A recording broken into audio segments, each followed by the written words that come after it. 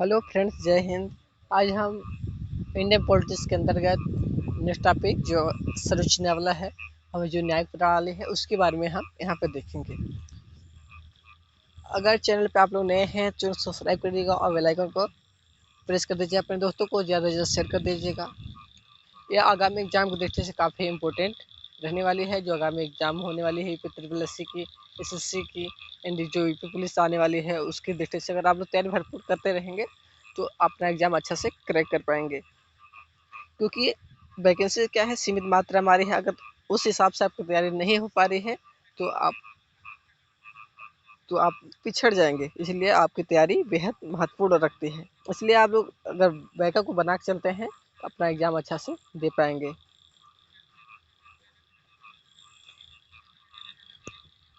तो वीडियो में चलते हैं। पहला प्रश्न यहाँ पे, सुप्रीम कोर्ट के न्यायाधीश को शपथ कौन दिलाता है? सुप्रीम कोर्ट के न्यायाधीश को शपथ कौन दिलाता है, यहाँ पे बताना है।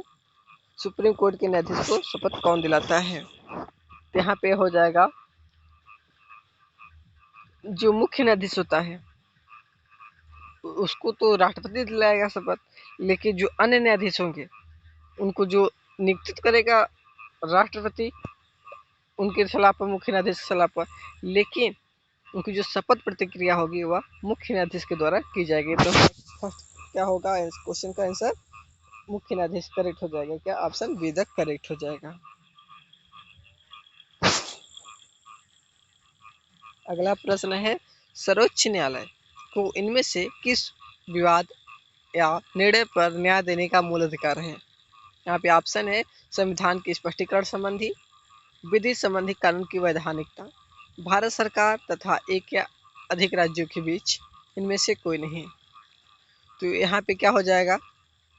यहाँ पर हो जाएगा भारत सरकार तथा एक या अधिक राज्यों का विवाद के बीच विवाद हो जाती है तो इस कंडीशन में क्या है, सर्वोच्च न्यायालय निर्णय दे सकता है, इसका मूल अधिकार है। तो यहाँ पे option C is the correct हो जाएगा। क्या हो जाएगा? सी इज द करेक्ट हो जाएगा।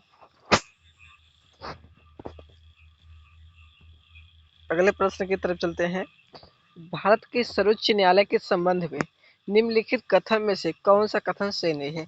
यहाँ बताना है कि इनमें जो ऑप्शन है उसमें सर्वोच्च न्यायालय संबंधी जो है कथन नहीं है, यहाँ पे नहीं है बताना है। तो यहाँ पे क्या हो जाएगा? ऑप्शन यहाँ पे है, ऑप्शन है, यह राज्य के नीति निर्देशक तत्व के संरक्षक के रूप में कार्य करता है, यह भारतीयों की स्वतंत्रता का रक्षक है, यह संविधान का रक्षक है, यह भारत के राष्ट्रपति उपराष्ट्रपति के चुनाव में उठ खड़े विवाद की जांच करने की अंतिम शक्ति रखता है। तो यहाँ पे क्या है, इसमें बताना है कि सर्वोच्च न्यायालय से संबंधित नहीं है।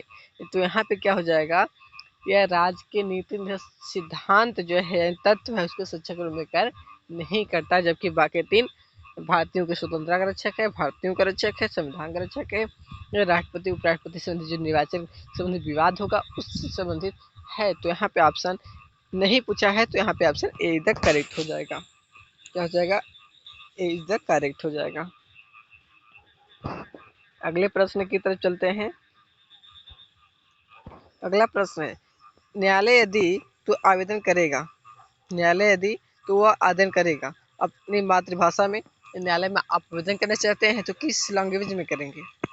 या सुप्रीम कोर्ट की बात हो रही है, आप सिविल न्यायालय ये सब नहीं, छोटा मोटा न्यायालय नहीं है जो डिस्ट्रिक्ट होता है, ये सब न्यायालय नहीं है, सिविल न्यायालय क्या सुप्रीम कोर्ट की बात हो रही है। किस भाषा में वहाँ आवेदन होगा? अपनी मातृभाषा में, अंग्रेजी में, 8वीं अनुसूची में दर्ज किसी भी भाषा में, उनमें से कोई नहीं। तो सुप्रीम कोर्ट क्या है में क्या होता है कि वहाँ अंग्रेजी भाषा में ही क्या है आवेदन करना पड़ता है। तो यहाँ पे करेक्ट आंसर क्या हो जाएगा? ऑप्शन आप लोग देख रहे हैं, ऑप्शन बी द करेक्ट हो जाएगा। ऑप्शन क्या होगा? ऑप्शन बी द करेक्ट हो जाएगा, अंग्रेजी में। सुप्रीम कोर्ट में क्या होता है? अंग्रेजी में होता है। अगला प्रश्न है, उच्चतम न्यायालय के न्यायाधीशों की संख्या में वृद्धि करने की शक्ति किसके पास है? उच्चतम न्यायालय की न्यायाधीशों की संख्या में वृद्धि करने की जो शक्ति है वो किसके पास है? यहाँ बताना है किसके पास है।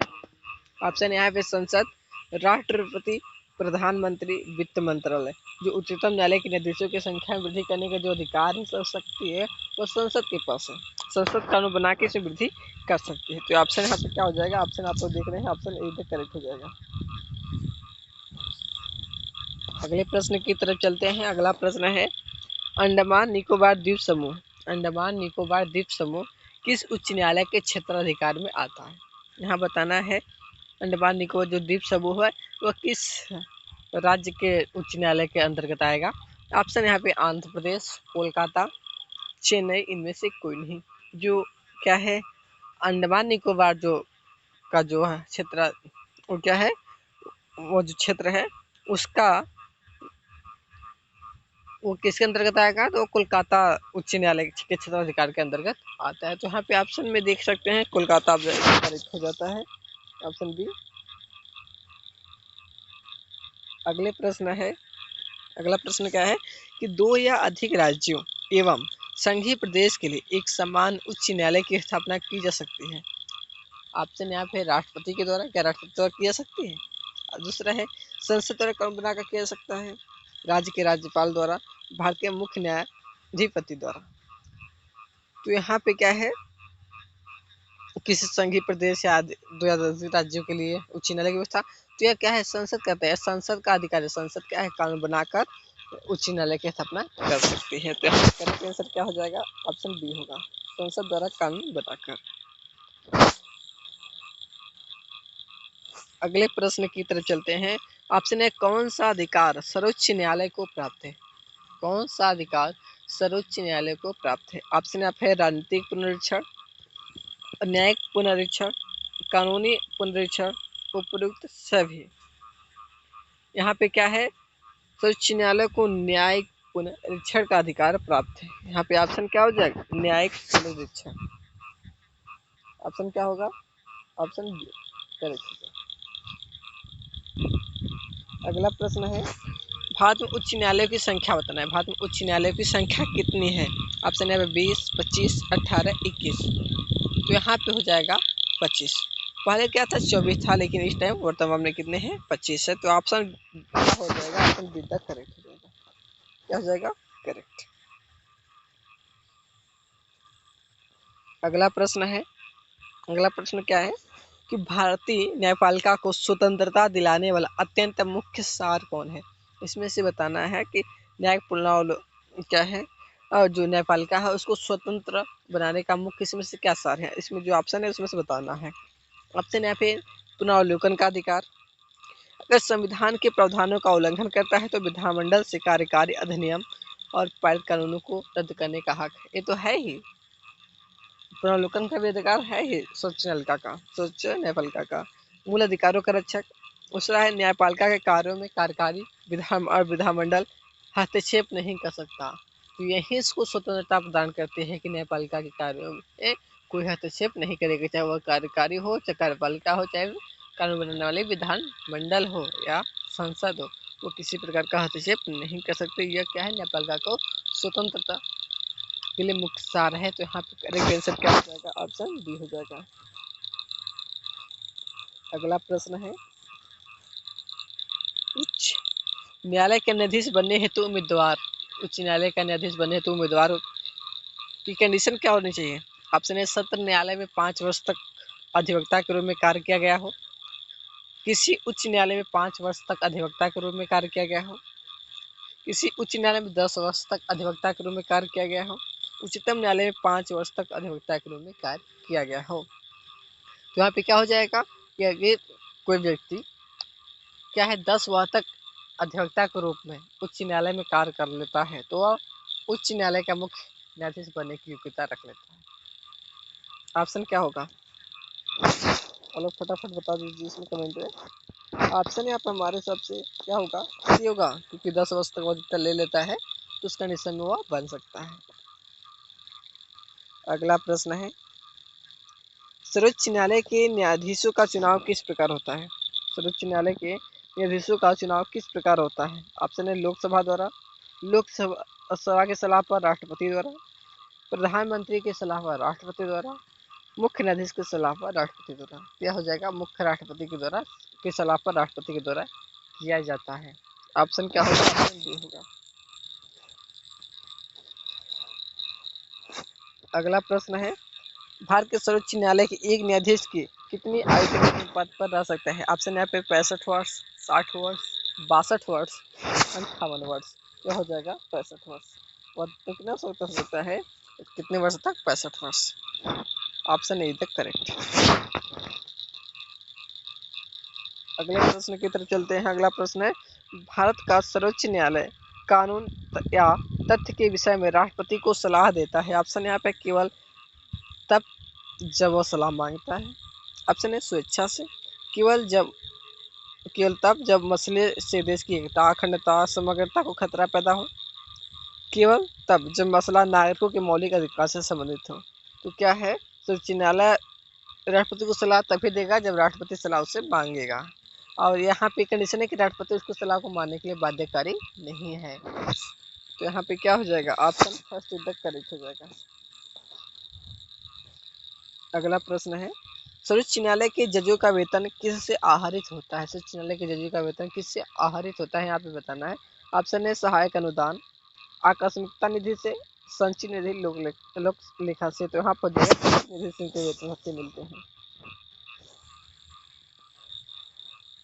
अगला प्रश्न है, निम्नलिखित में से कौन महान्यायवादी अटॉर्नी जनरल की नियुक्ति करता है? ऑप्शन है राष्ट्रपति, प्रधानमंत्री यहाँ होगा, मुख्य न्यायाधीश, उपराष्ट्रपति। तो राष्ट्रपति के द्वारा अटॉर्नी जनरल की नियुक्ति होती है। तो यहाँ पर ऑप्शन क्या हो जाएगा? ऑप्शन फर्स्ट हो जाएगा। अगला प्रश्न है, इलाहाबाद उच्च न्यायालय की स्थापना कब हुई थी? ऑप्शन है 1865, 1866, 1867, 1916। तो यहाँ पे ऑप्शन हो जाएगा 1866 में क्या हुआ था? इलाहाबाद उच्च न्यायालय की स्थापना हुई थी। अगला प्रश्न है, भारत में न्यायपालिका है क्या है? प्रधानमंत्री की देखरेख में, राष्ट्रपति की देखरेख में, संसद की देखरेख में स्वतंत्र है। तो न्यायपालिका क्या है? एक स्वतंत्र है। न्यायपालिका क्या है? स्वतंत्र है। इसमें न तो प्रधानमंत्री की, न राष्ट्रपति के, न किसी संसद के देखरेख में है। यह स्वतंत्र का है। इसको स्वतंत्रता मिली है संविधान से ही। न्यायपालिका स्वतंत्र है।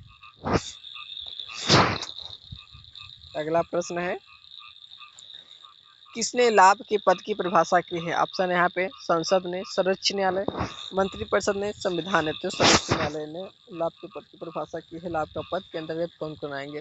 जो मंत्री होते हैं लाभ का पद नहीं होता है। राष्ट्रपति, प्रधानमंत्री ये सब लाभ का पद नहीं है। संसद में लाभ का पद नहीं है। अगला प्रश्न है, उच्च न्यायालय के मुख्य न्यायाधीश की नियुक्ति किसके द्वारा की जाती है? ऑप्शन है फिर राष्ट्रपति, मुख्य न्यायाधीश सर्वोच्च न्यायालय, संबंधित राज्य का राज्यपाल, प्रधानमंत्री। तो यह हो जाएगा, उच्च न्यायालय के मुख्य न्यायाधीश की नियुक्ति राष्ट्रपति के द्वारा की जाती है। ऑप्शन क्या हो जाएगा? ऑप्शन फर्स्ट हो जाएगा, क्योंकि शपथ उस राज्य का राज्यपाल दिलाता है। अगला प्रश्न है, बंदी प्रत्यक्षीकरण हैवियस कॉर्पस से न्यायालय के द्वारा न्यायालय का आदेश के रूप में इसमें बताना है। इसके अंदर क्या होता है? हैवियस कॉर्पस का मतलब क्या है? ऑप्शन है, बंदी को 1 महीने के अंदर न्यायालय में पेश करना होता है। बंदी को 24 घंटे के अंदर सशरीर न्यायालय के सामने पेश करना होता है। बंदी स्वतंत्रता से घूम सकता है। इनमें से कोई नहीं। तो इसका कंडीशन है कि बंदी को 24 घंटे के अंदर सशरीर न्यायालय के सामने पेश करना होगा। तो ऑप्शन बी करेक्ट हो जाएगा। अगला प्रश्न है, पदार्थ का क्या अर्थ है? यानी एड हॉक क्या अर्थ है? पहले जैसा ही, इस उद्देश्य की अतिरिक्त व्यवस्था, इस अवधि में, इनमें से कोई। तो इस उद्देश्य की अतिरिक्त व्यवस्था तो करेक्ट हो जाएगा। यहाँ पे आंसर करेक्ट हो जाएगा। अब हम लोग देख लेते हैं चुनाव से संबंधित व्यवस्था कि कब कौन चुनाव हुआ था। तो यहाँ पहला प्रश्न इसमें है, भारत में सर्वप्रथम सामान्य चुनाव आयोजित हुए थे वर्ष कितने में? 8।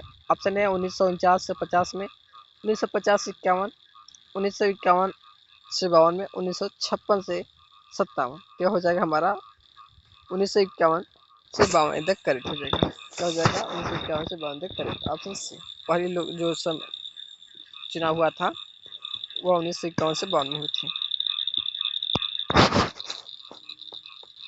अगला प्रश्न है, भारत में पहली निर्वाचित लोकसभा का अस्तित्व में आई थी जनवरी 1952, अप्रैल 1952, नवंबर 1950, नवंबर 1949। तो अप्रैल 1952 में आई थी। ऑप्शन बी करेक्ट हो जाएगा। जो पहले लोकसभा चुनाव हुआ था, निर्वाचित होकर आई थी, वह अप्रैल 1952 में आई थी। अगला प्रश्न है, भारत का मुख्य निर्वाचन आयुक्त अपना पद धारण करता है। ऑप्शन है यहाँ पे 6 वर्ष के लिए, राष्ट्रपति के प्रसाद पर्यंत, 6 वर्ष के लिए, या 65 वर्ष की आयु तक, जो भी इनमें से पहले हो उस तक, 5 वर्ष के लिए, या 60 वर्ष की आयु तक, इनमें से जो पहले हो उस वक्त तक। तो यहाँ पे हो जाएगा आप सीधा करेक्ट हो जाएगा, 6 वर्ष या 65 वर्ष की आयु जो हो जाता है उस टाइम तक वो अपने पद पर बना रह सकता है। अगला प्रश्न है, भारत के प्रथम चुनाव आयुक्त थे। भारत के प्रथम चुनाव आयुक्त थे, यहाँ पे ऑप्शन है K V K Sundaram, Sukumar Sen, S P Sen Verma, T Swaminathan. तो यहाँ पे हो जाएगा हमारा सुकुमार सेन प्रथम चुनाव आयुक्त थे।